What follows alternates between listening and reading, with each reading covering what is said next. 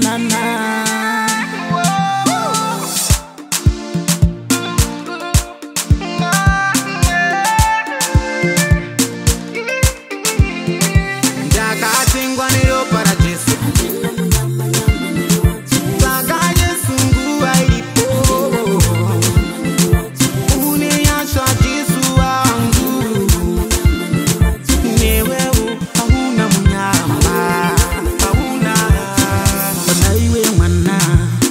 Naifunga semana iko zvinonda kura nepfungwa dzakura zvakare zvapfuura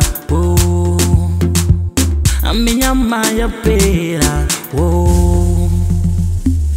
jambwa rushawashawa dai asiri Jesu, dai asiri Jesu,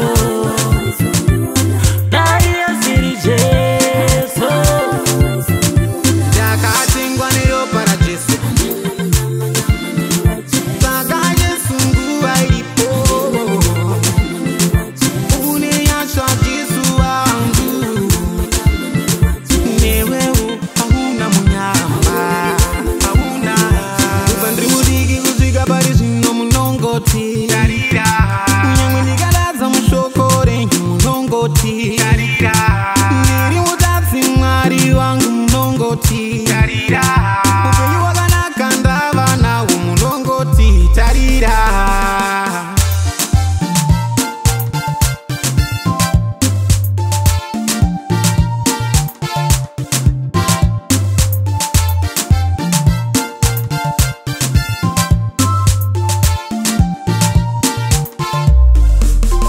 Ndakatengwa neropa raJesu, saka Jesu nguva iripo. Une nyasha Jesu wangu, newewo hauna munyama, hauna.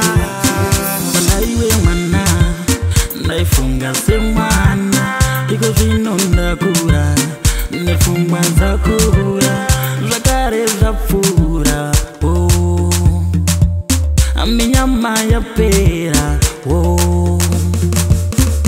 jambwa rushawashawa dai asiri Jesu,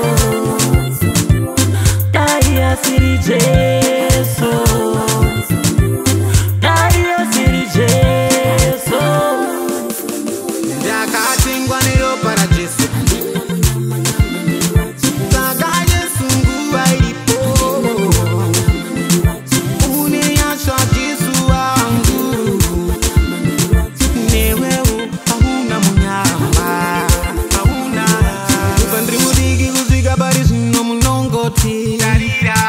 Nyangwe ndikadadza mushoko renyu munongoti tarira, ndiri mutatsi Mwari wangu munongoti